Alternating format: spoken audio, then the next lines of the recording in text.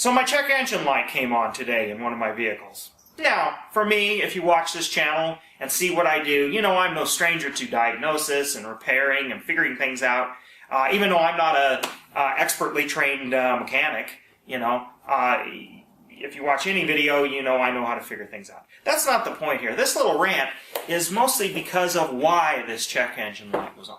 Now, any car made 97 and newer, in the United States at least, has what's called OBD II. And it has all these onboard diagnostic sensors and things, and they've gotten better over the years. I like them. I mean, don't get me wrong. But when something like what happened to me happens, and this has happened before, I just never thought about making a rant video about it, is getting the P0440 code, the emissions evac code. And most people who have searched it or had this happen have found out that more often than not, the code is because you have the leaky gas cap, the gas cap missing, or it's not tight. Alright?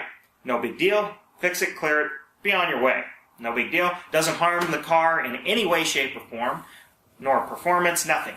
But I got to thinking about, even for someone like me, it invokes, for me, a teeny amount of anxiety because, well, when it happened, I'm like, that's probably that, because I had just filled up, you know, like 3 days ago, and this is probably when the drive cycle finally finished its cycle, so it noticed, oh, we have a pressure leak, you know, in the tank, because in this case, my cap, I had set it on there, but didn't turn it, got distracted, whatever. That happens to people. That's common. I mean, it just can happen. It's too easy to happen, you know, no matter how long you've been driving a car. But if it gives me this much of anxiety, what about someone who knows absolutely nothing about cars? They just turn the key or the fob or press start and it goes, and the car just works. You know, effing magic these days, somewhat.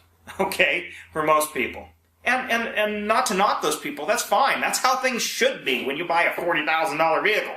Alright?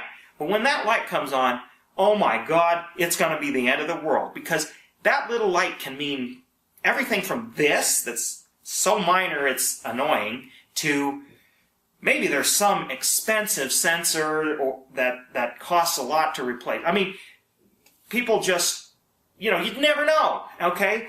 And to have a fault code like this, I don't mind the fault code, it's just, is there a way that an engineer could maybe have it so the code is a little more pinpointed? Because everybody who's Googled this, it just says generic emissions evap code, and then it runs through a laundry list of things that it could be. And they're all valid because that's all part of this system if you understand why this system is in place. And I'm not going to go through that in the video, but you know, even in old cars, you know, some type of evap, some type of tank venting system is necessary.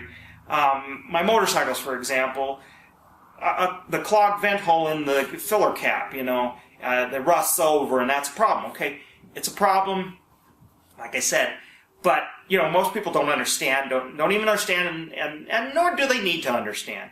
But why can this code not, or at least when you search it, can't be, check your gas cap, dumbass, be the first thing that they post, and then put all this other, you know, a purge solenoid, the charcoal canister if it's got one, the rubber hoses are broken, chafed wires. I mean, goddamn, they put that first. They put all this stuff that it probably isn't first, and then buried in there, it's like, oh, faulty gas cap. And gas caps wear out, you know. I mean, you're opening and closing them, and they got little passages for little check valves in there for this to operate the way for, thank you, EPA. But anyway, I ranted on long enough. I think you get my point, but I just, I like onboard diagnostics, but it is not as helpful as I think it could be.